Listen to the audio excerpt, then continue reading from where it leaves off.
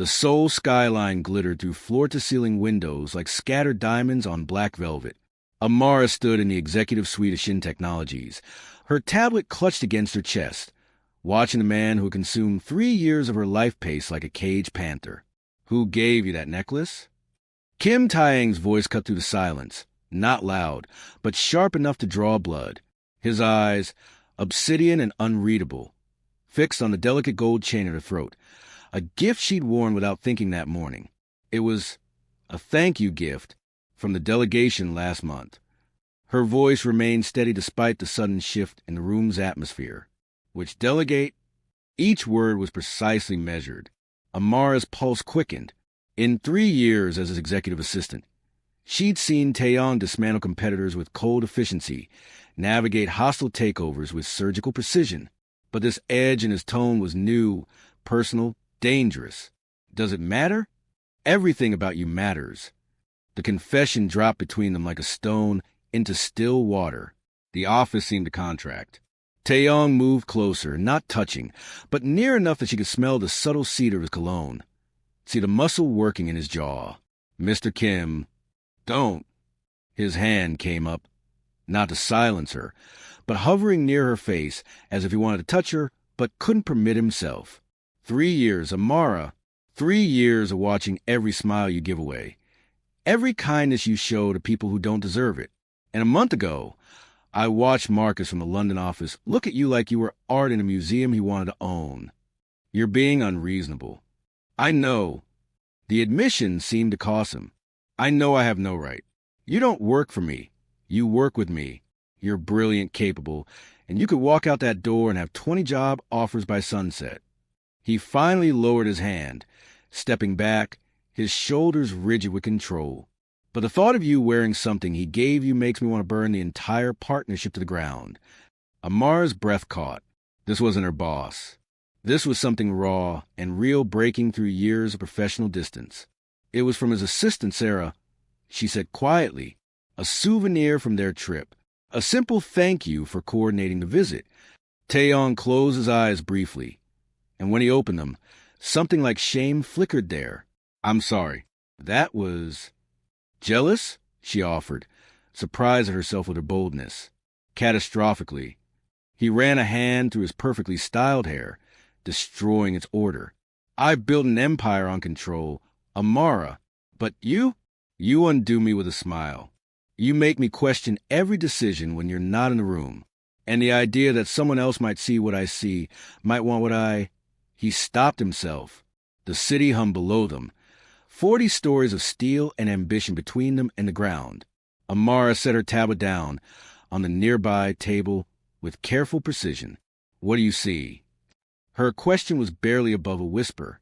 Taeyong looked at her then, really looked, and she felt exposed in a way that had nothing to do with the professional boundaries they'd maintained. "I see home," he said simply. "I see every morning I've looked forward to in years.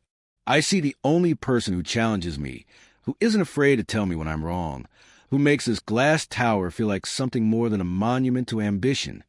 He paused. "I see everything I don't deserve to want." Amara's heart hammered against her ribs. "And if I wanted to?" The question hung in the air between them, heavy with possibility and peril. Taeyang's expression transformed, hope, fear, and hunger all at once. "Then we have a problem," he said, his voice rough. "Because once I have you, Amara, once you're mine, I won't be gentle about protecting it. I won't be reasonable. The man who just interrogated you about a necklace, that will be my kindest moment." She should walk away. Everything about this screamed complexity, danger, a mixing of professional and personal that could destroy everything she'd built. Instead, she stepped forward, closing the distance he created. "Then show me," she said. "Show me what happens when Kim Taeyong stops being reasonable." His control shattered like glass. He cupped her face with both hands, his touch reverent and desperate all at once, and kissed her like she was air and he'd been drowning. The kiss was claiming and questioning, a conversation in a language they'd both been too afraid to speak. When they finally broke apart, both breathless, Taeyong rested his forehead against hers. "There's no going back from this," he warned. "I know. My world is complicated. There are things you don't know, shadows I've kept from you. Then let me in, Amara said, her hands gripping his shirt. All the way in. No more walls. He pulled back just enough to meet her eyes, and she saw it. The moment of choice, of surrender. Wait for me, he said, the command both a lifeline and a chain. I have a meeting that cannot be postponed.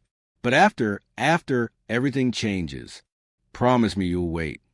She nodded, unable to speak past the emotion clogging her throat. He kissed her once more, quick and fierce, then straightened his suit jacket and walked toward the boardroom down the hall, leaving her standing in the epicenter of a beautiful storm. The raised voices from the boardroom were distant thunder. Amara stood in the sudden quiet, her hand still tingling where his lips had been. She could leave. The path to the elevator, to a normal life, was clear. Instead, she walked to the window he always haunted, placing her palms on the cool glass where his head had so often rested. Below, soul moved like intricate clockwork, his kingdom, and now, in some irrevocable way, hers. Time stretched. The distant argument subsided into a low, tense murmur. After an hour, the boardroom doors opened with a sharp sound. Heavy footsteps, multiple pairs, marched toward the elevator bank. A voice thick with barely suppressed rage growled in Korean. This isn't settled, Kim. Taeyang's reply was ice cold. It is. The semiconductor contract stays with my distributors. Your concession is my patience. Don't exhaust it. The elevator dinged, then descended. Silence flooded back. Amar didn't turn when his office door opened. She felt him enter, felt the energy in the room shift from cold tension to a charged, weary heat. She heard the soft rustle of his jacket being discarded, the quiet click of a decanter. They wanted a 20% stake in the Taiwan operations. His voice came from behind her, tired and matter-of-fact, in exchange for protection from problems they would have created themselves. She finally turned. He stood by the bar, pouring a single measure whiskey, his shirt sleeves rolled up, his collar loosened. The elegant predator was gone, replaced by a man who had just finished wielding a blunt instrument. There was a faint new abrasion on his knuckles. And what was their concession? She asked, her voice steady. A ghost of a smile touched his lips. He appreciated that she asked for the terms, not the violence. Their continued operational independence. For now. He took a sip, his eyes never leaving her. You waited. You told me to. I've told you many things. You've only recently started listening. He set the glass down and approached her. The fatigue in his posture was palpable, but his gaze was acutely focused. Regret is a luxury, he said quietly. Do you have any? The question was a direct hit to the foundation of their new, fragile world. She considered it, looking past him to the city. No, she said, the truth solid within her. Fear, yes, but not regret. He reached her, stopping close enough that she could see the flecks of lighter brown in his near black eyes. The fear I can live with, he said. I live with it every day. He lifted a hand, this time with no hesitation, and cupped her face. His touch was warm, grounding. Marcus, his file is incomplete. I stopped the inquiry. It was... He paused. A weakness. And in my world, a weakness shown as a wound opened. I am making us vulnerable for you. The confession was more intimate than a kiss. He was showing her the cost. Then I'll have to be your strength, she said, placing her hand over his. His eyes darkened with a potent mix of awe and possession. He leaned in, his breath a warm caress against her lips. You already are. The kiss, when it came, was not a storm but a claiming, slow, deliberate, and devastatingly deep. It was a seal on their surrender, the physical manifestation of all the silent years and tumultuous days. It held his jealousy, his devotion, his terrifying love, and her brave answering fire. When he finally pulled back, both of them were breathless. The terms change now, he murmured, his forehead against hers. You don't work for me anymore. You work with me. You see everything. You know everything. There's no part of my life, light or dark, that is closed to you. He pulled back to look at her, his expression fiercely serious. But that door, once open, has no lock. You can never unknow what you will see. She understood.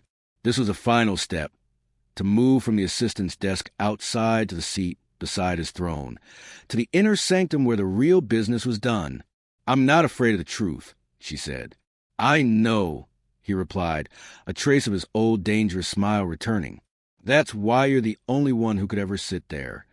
He took her hand and led her not out of the office, but toward the blank wood-paneled wall behind his desk. With faint pressure from his thumb on a hidden sensor, a seam appeared and a section of the wall slid silently open, revealing a private elevator. "Where are we going?" she asked. "Home," he said, leading her inside. "My home." Not as an employee following her boss, but as Amara walking into the world of Kim Taeyong. The elevator descended to the private underground garage where his most secure car waited. The drive was silent, his hand holding hers the entire way, as if afraid she'd vanish. They arrived not at a corporate penthouse, but at a secluded modernist compound nestled in the forested hills outside the city, surrounded by high walls and a silent, unseen security detail. It was not just a house. It was a fortress. His fortress. He led her inside through spaces that were beautiful but felt unlived in, until they reached a wall of glass overlooking a private moonlit garden. He turned to her, vulnerability back in his eyes. "This is a silence I spoke of," he said quietly. "This is where I return when the world is too much. It has never felt like a refuge, only an emptiness." He looked at her, his heart in his eyes. Until now. He was giving her the final key, not to his business, but to his solitude. Amara looked from the stark, beautiful loneliness of the house to the even starker need in the man before her. She reached up and touched his face, her answer clear in her touch. A slow smile, one of pure, unguarded relief, transformed his features. He leaned down, capturing her lips in a kiss that promised a future as intricate and dangerous as their past. From the shadowed entrance hall, Jehun observed the embrace for a brief moment before melting soundlessly back into the darkness. A small secure tablet in his hand displayed a single newly active security clearance, Amara Thompson unrestricted access. Status protected. On the screen, a final encrypted alert flashed. It was a report on the dismissed aide Marcus, now safely en route to a new posting in Singapore. The file was marked with a single definitive stamp. Case closed by order of Kim Taeyong. The jealous CEO had finally gained control, not over his assistant, but over himself. And in doing so, he had won the only thing that had ever truly eluded him. But in the shadows of his world, where rivals watched and alliances were paper-thin, a new question was already forming. A question that would soon reach their guarded gates. What happens when Kim Taeyong's greatest strength becomes his most obvious vulnerability? The morning light in the fortress was different. It didn't stream. It filtered, softened by the layered security glass and the surrounding forest. Amara awoke in a bed that was vast and unfamiliar, the scent of sandalwood and Taeyong on the sheets beside her. His arm was a heavy, possessive weight around her waist, his breathing even in sleep. In the quiet, she saw the man stripped bare of his power, the faint scar on his shoulder, the peaceful slackness of his jaw. Her heart ached with a terrifying tenderness. She slipped out from under his arm, wrapping herself in a robe from a discreet closet already stocked with items in her size. She padded silently across the cool floor to the wall of glass. The private garden was a masterpiece of controlled wilderness. And there, by a koi pond, stood Jehun. He wasn't looking at the fish. His eyes were scanning the tree line, his posture coiled even in stillness. This was her new world. Beauty, perpetually guarded. "You're awake early, Miss Thompson." She didn't startle. Taeyong's voice, sleep-roughened, came from behind her.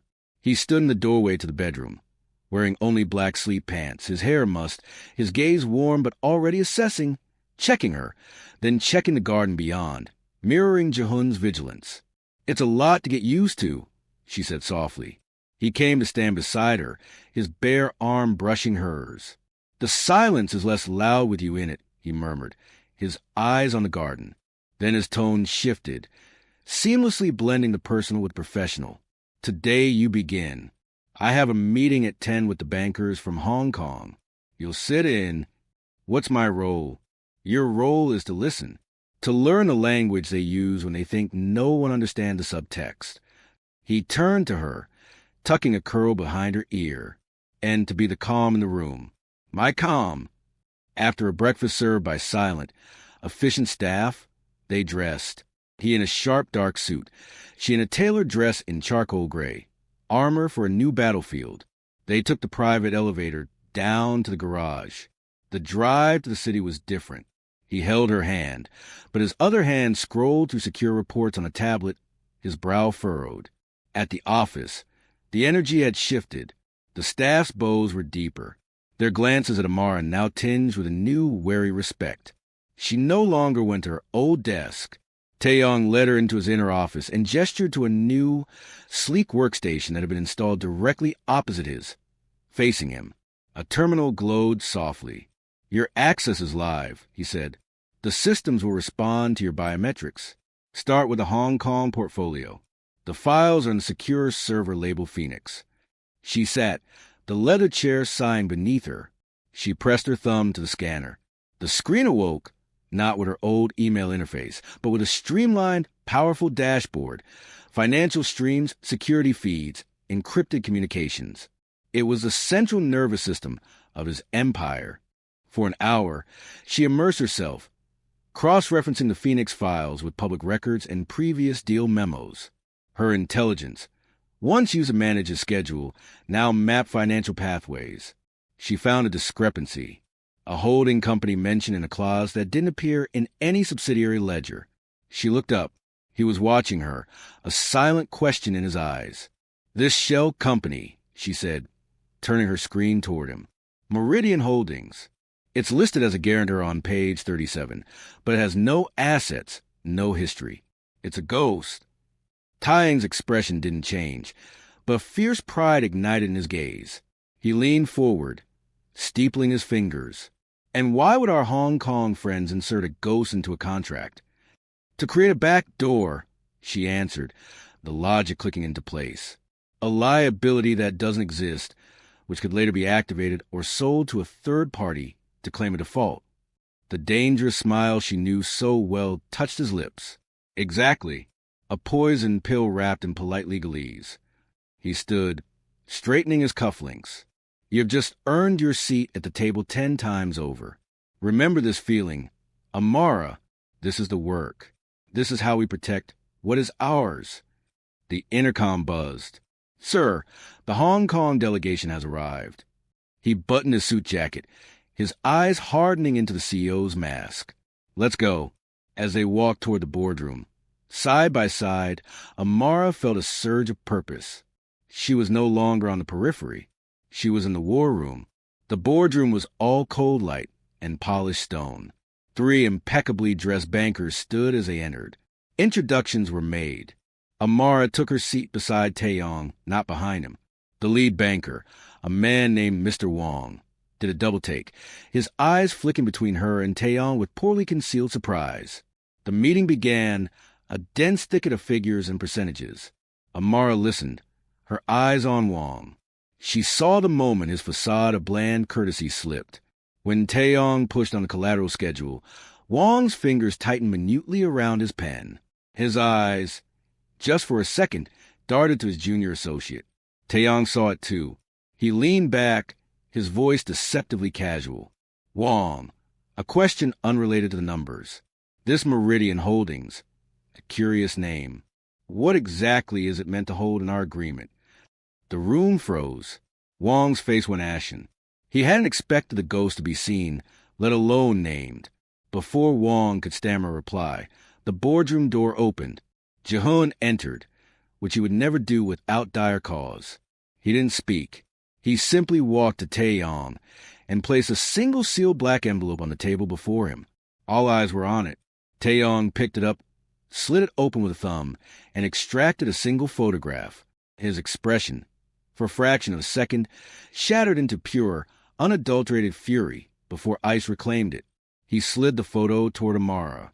It was a picture of her, taken this morning, standing at the glass wall of the fortress in her robe, bathed in soft morning light. It was taken from the tree line. The message was not written, but screamed from the image. We see her. We can reach her. Your vulnerability is now our weapon. Taeyang's hand covered hers under the table, his grip crushing. But when he looked at Wong, his smile was glacial.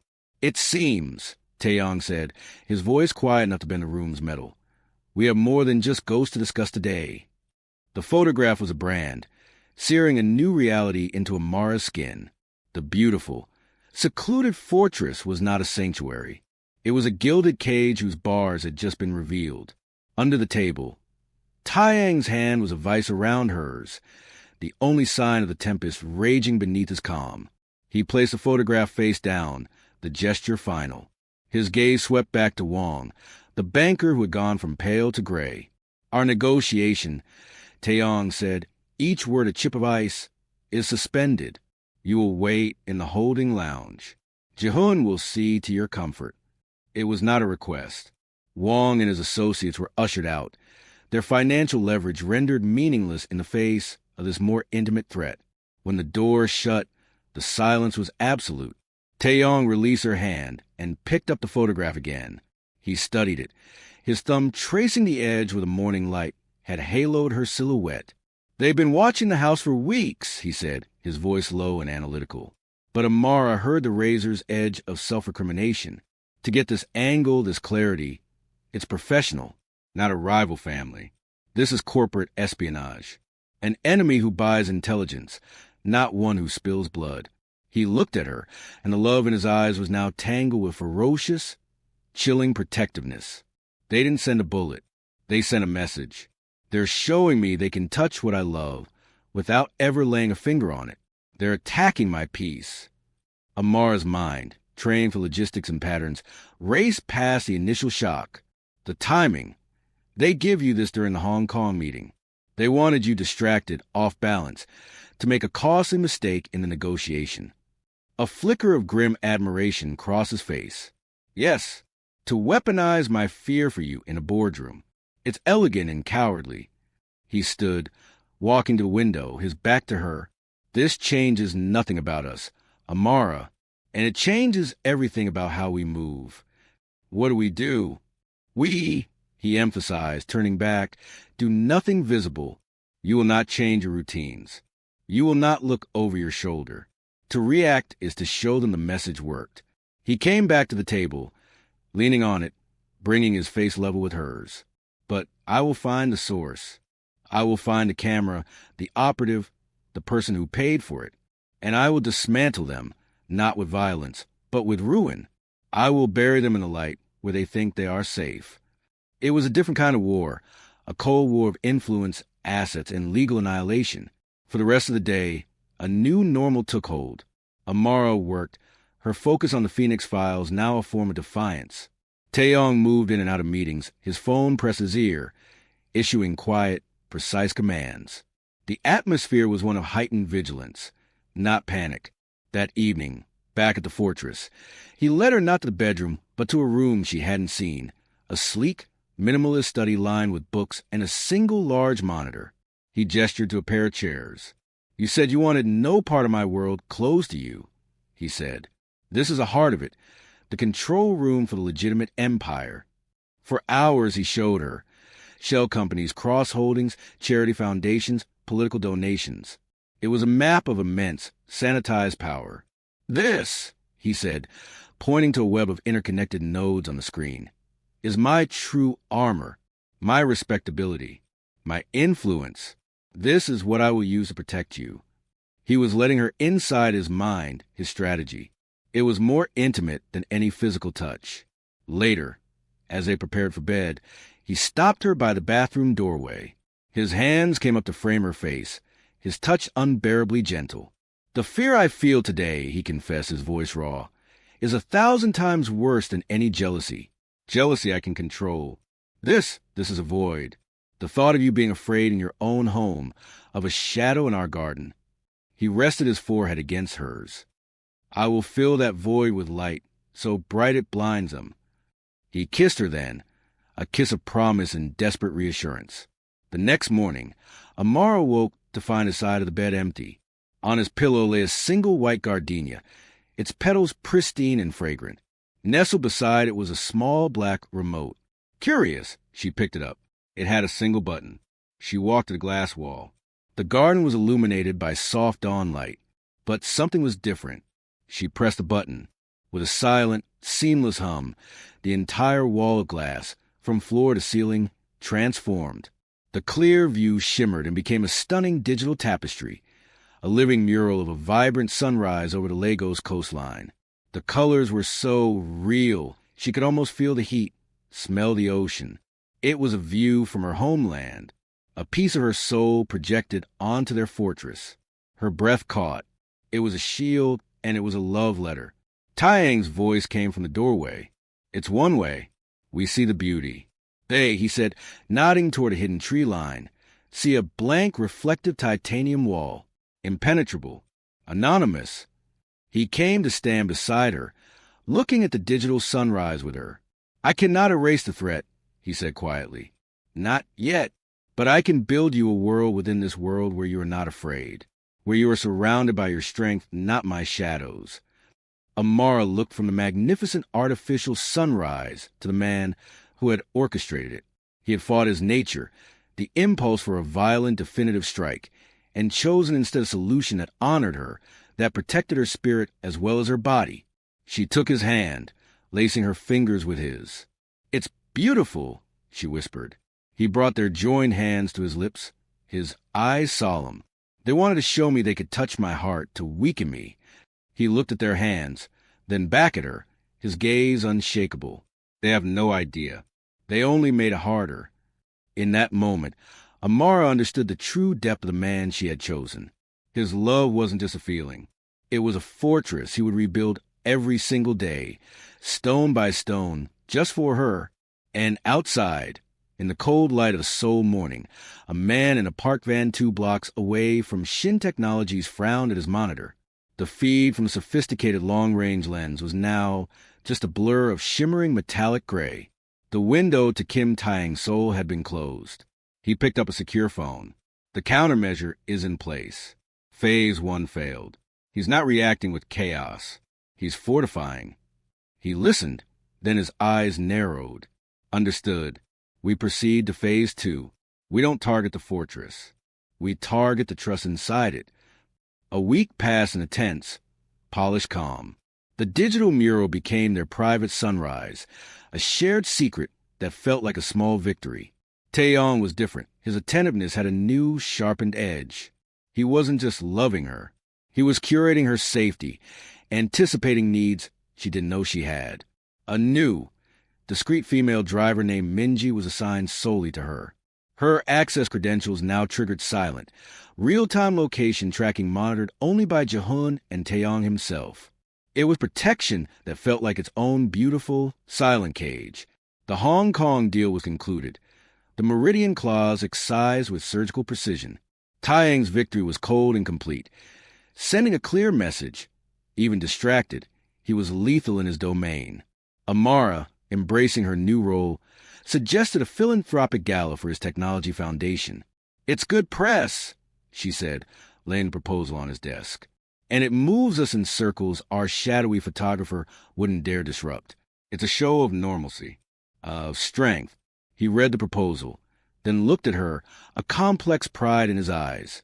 You're learning the language of this war, he said, using light as a shield. Yes, we'll go. The gala was at the Seoul Museum of Contemporary Art. Amara wore a gown of liquid gold, a conscious reclamation of the metal that had started it all. Taeyong, in a tuxedo that seemed cut from the night itself, was a magnet of power and respect. He never left her side, his hand a constant, warm presence on the small of her back, his eyes constantly scanning the room, not for threats, but for her comfort. It was there, amidst the champagne and string quartets, that the second attack came. It was delivered by a woman, Dr. Han Suji, a celebrated curator known for her razor-sharp intellect and impeccable connections. She approached with collector's smile, air-kissing Taeyang's cheeks. Taeyong, you are a difficult man to get on a calendar these days, and this must be the formidable Amara Thompson. Your reputation for brilliance precedes you. Her gaze was assessing, not jealous, but calculating. She engaged Amara in a fluent, intelligent conversation about contemporary West African art. demonstrating a depth of knowledge that was both impressive and subtly disarming. She was everything the jealous rivals were not: sophisticated, an equal, a potential friend in this gilded world. Just as they were about to disengage, Suji's expression softened with genuine-looking sympathy. "I heard about the dreadful business with your previous colleague. By the way, Marcus Bennett, was it? Such a promising young man.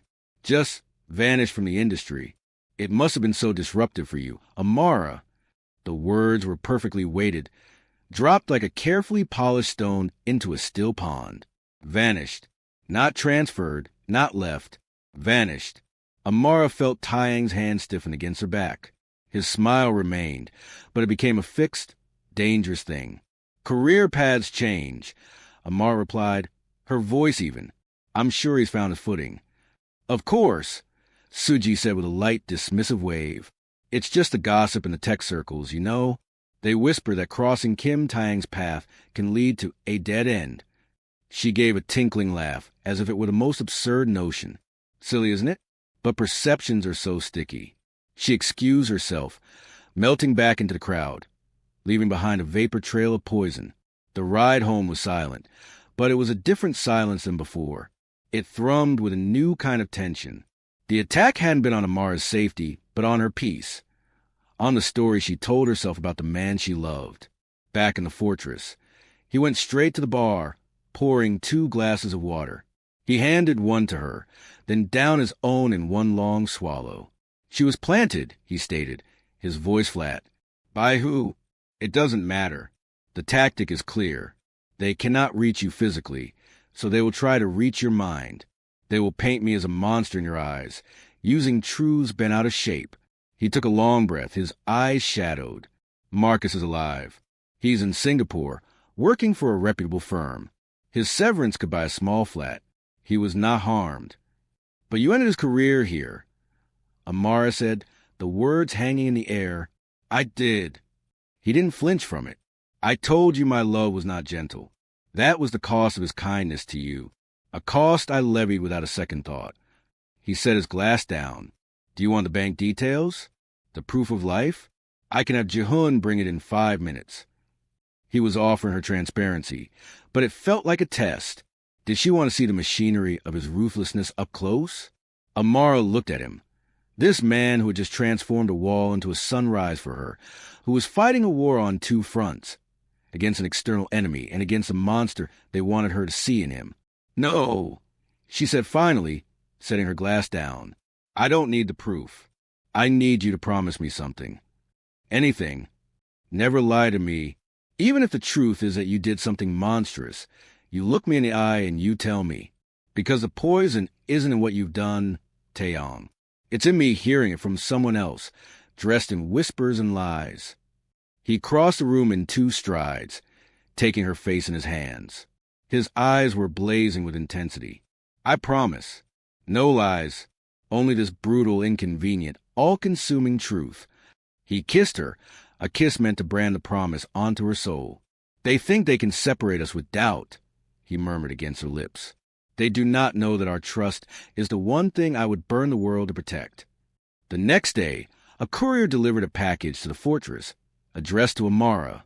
Inside was a stunning first-edition art book on Nigerian modernists, a note card tucked inside. The handwritten message was elegant. "For our enlightening conversation. Suji, it was a peace offering, or a Trojan horse. A reminder of a connection that existed outside of him." Taeyang looked at the book, then at Amara. "Keep it," he said quietly.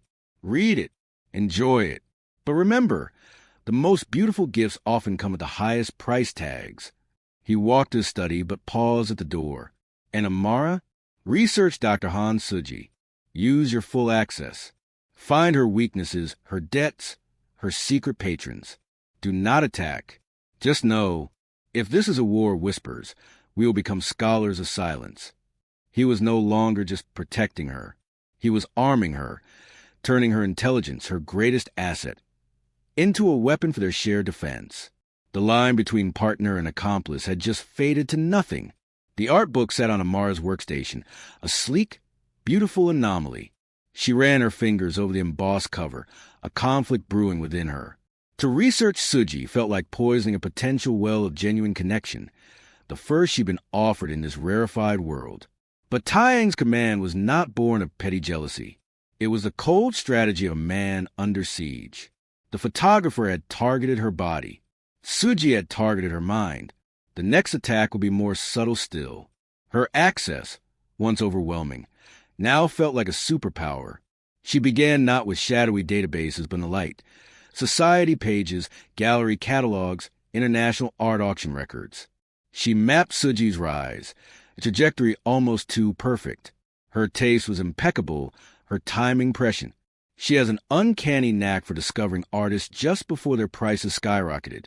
Amara delved deeper, cross-referencing corporate sponsorship lists with Suji's exhibition donors.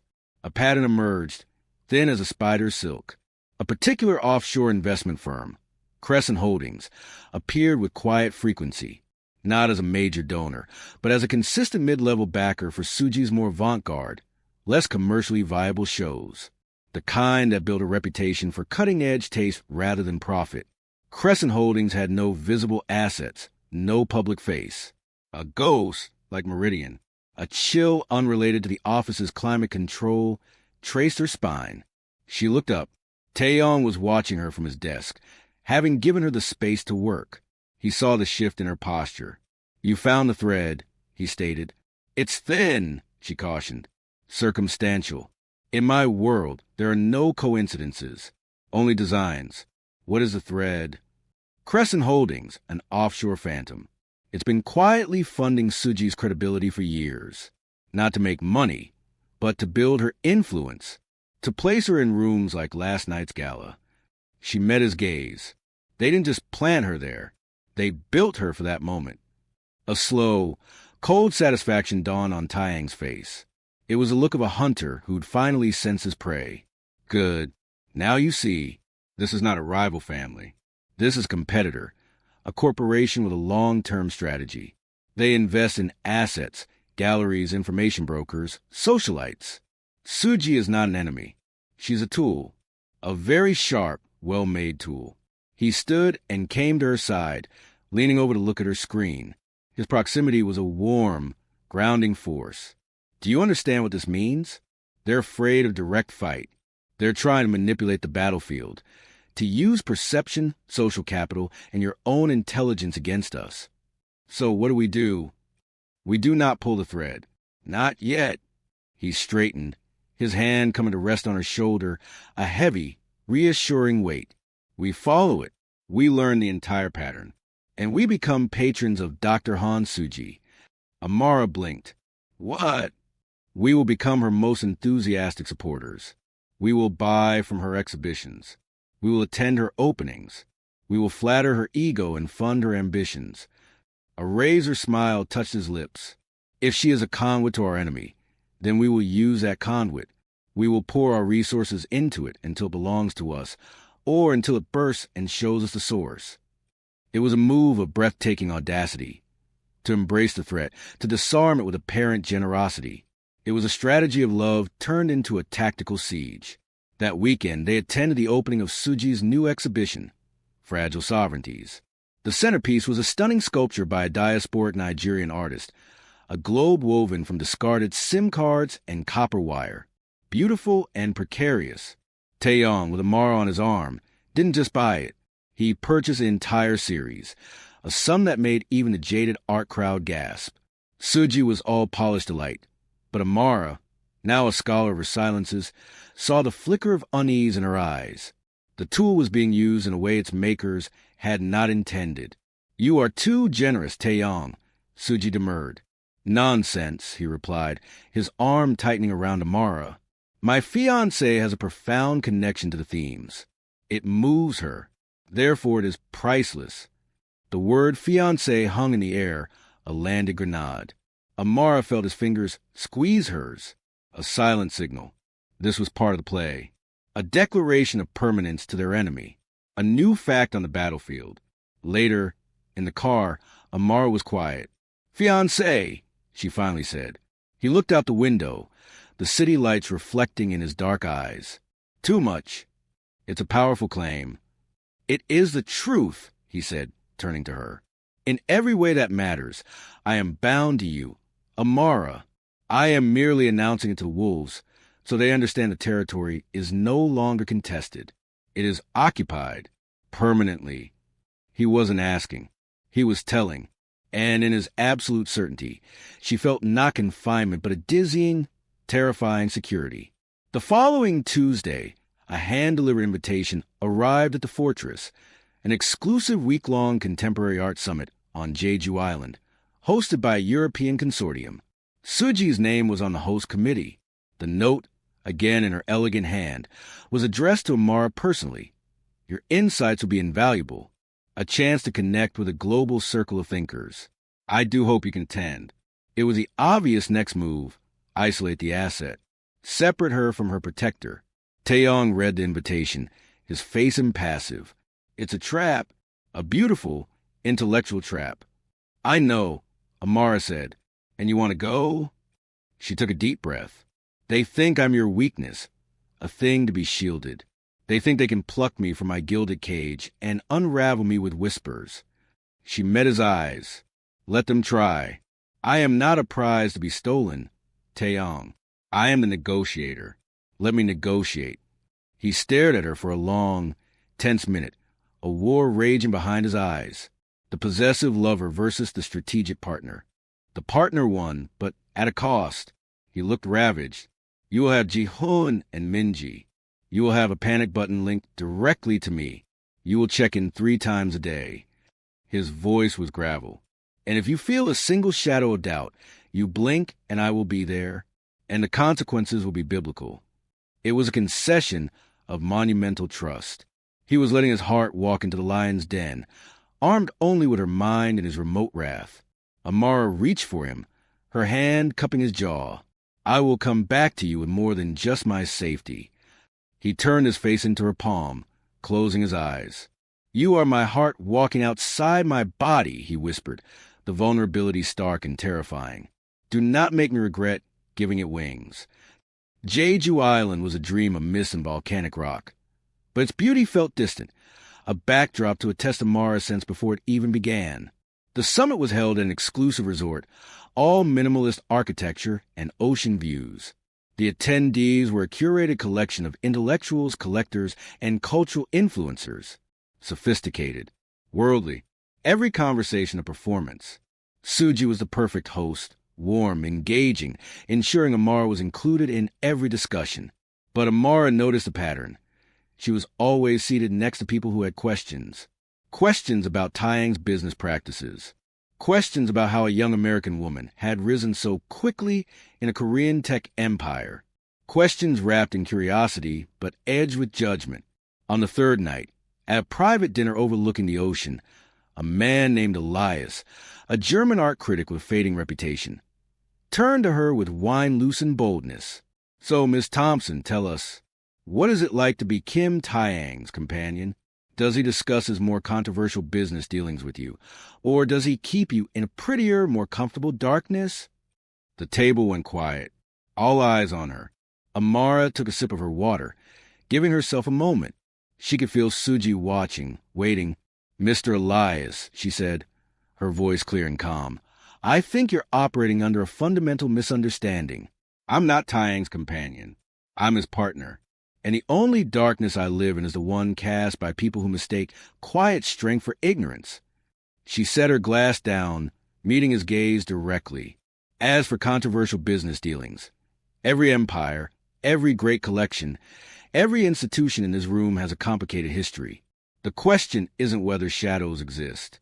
It's whether you have the integrity to acknowledge them while still building something of value in the light." Elias blinked, his smugness evaporating. "Taeyong and I don't hide from complexity," she continued. "We navigate it, together, as equals. So if your question is whether I'm a naive woman being manipulated, the answer is no. I'm a deliberate one, making informed choices about the life I'm building." The silence that followed was different, charged with respect rather than judgment. Suji raised her glass, a brittle smile on her lips. "Well said, Amara. Well said indeed." But Amara saw it, the flash of frustration in Suji's eyes. The trap had sprung empty. That night, Amara stood on her private balcony, the ocean wind in her hair, and pressed a panic button. Not because she was in danger, but because she needed to hear his voice. Taeyong answered on the first ring. "Amara? I'm safe," she said immediately. I needed to hear you." She heard his exhale, relief and longing in one breath. "Tell me?" She told him everything. The questions, the subtle manipulations, her response. When she finished, he was quiet for a long moment. "You didn't need me there," he said finally, and she heard the complex emotion in his voice. Pride war with something that sounded like loss. "I always need you," she corrected. "But I didn't need you to fight for me. I can fight for us too." "I know," he whispered. "God, Amara, I know. Come home. Please, just come home." "Tomorrow," she promised. "I'm cutting it short. There's only one place I need to be." The flight back to Seoul was a cocoon of quiet anticipation. Jehun and Minji's usual vigilant silence now held a new, deep-seated respect. They had not just protected her. They had witnessed her claim her power. The car did not go to the office. It drove straight to the fortress in the hills. As the gate slid open, Amara saw the transformation immediately. The imposing titanium-clad walls were now softly illuminated by countless warm, golden lights, like fireflies caught in the dusk. The stark modern compound was wrapped in an unexpected, welcoming glow. Taeyong was not waiting inside. He stood alone at the front entrance, under the arched doorway. He wore a simple black sweater and trousers, no suit, no armor. The wind ruffled his hair. He looked younger and utterly exposed. The car stopped. Amara stepped out, the evening air cool on her skin. For a long moment, they just looked at each other across the polished stone driveway. The strategist returned from the field, and the king, who had waited, trusting her to return. He closed the distance first. His hands came up to cradle her face, his eyes searching hers with intensity that stripped away every pretense. "You're unharmed," he murmured, the words of prayer. "I'm home," she replied, her hands covering his. He pulled her into an embrace, so tight it stole her breath, burying his face in her hair. She felt the fine tremor that ran through him, the colossal weight of fear he had shouldered in her absence. He didn't speak of strategies or enemies. He simply held her, as if reaffirming her reality. "Come," he said finally, his voice thick. He took her hand and led her not into main house, but around the side, along a new path of glowing lanterns she'd never seen. It led to a secluded part of the garden, hidden from all sight lines. There he had built something, a pavilion of glass and reclaimed wood, open on one side to a view of the city lights shimmering far below like a spilled galaxy. Inside, a low table held simple food, her favorite Nigerian dishes, painstakingly recreated, next to traditional Korean comforts. 2 floor cushions sat side by side. "No staff, no security feeds here," he said softly. "Just us. This place, it didn't exist before. I had it built this week. For you, for us. A place with no past, only our future." It was his ultimate confession. Not just sharing his fortress, but building a new sanctuary within it solely for their peace. They ate, talking not of crescent or suji, but of small things. The art she'd seen, the absurdity of summit canapes, the way the garden lights caught the dew. He listened with rapt attention, as if cataloging each detail to fill the silent hollow her absence had carved in him. After, they sat on the edge of the pavilion, her back against his chest, his arms wrapped around her, watching the night. The jealous, volatile CEO was gone. In his place was a man quieted by love, by the profound relief of having his entire world back, safe in his arms. "When I saw you on that balcony through the video call," he said into her hair, his voice a low rumble against her, "when you didn't press the button in panic, but just to hear my voice, I have never been more terrified or more proud. You faced down the whispers with their own weapons, and you won. Not for me, for us." She leaned into him. "They thought they could make me doubt you. All they did was make me sure. I don't want an empire of my own, Taeyong. I want our life. This one, with the fortified walls and the secret gardens, with the complexity and the danger, and this relentless peace I only find with you. He turned her in his arms, his eyes glistening in the starlight. He reached into his pocket and pulled out a small velvet box. Not the typical ring box. He opened it. Inside, on a bed of black silk, lay two simple, perfect bands of polished platinum. No jewels. Just solid, unbroken circles. "I had these made the day after you left," he said. His gaze locked on hers. Not a claim, not a brand. A covenant. Equal. Unending. A promise that I am yours as you are mine. No titles. No territories. Just this. He took her left hand, his own trembling slightly. "Amara Thompson, my counterpart, my only equal. Will you build this unpredictable, beautiful, guarded life with me? Will you marry me?"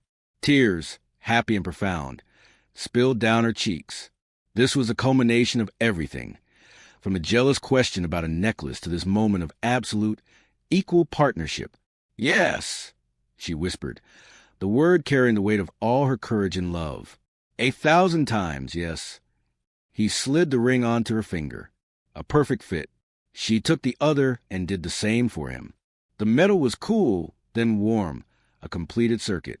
He kissed her then, under the vast Korean sky, with the city he once ruled alone sparkling below. The kiss held no desperation, no fear.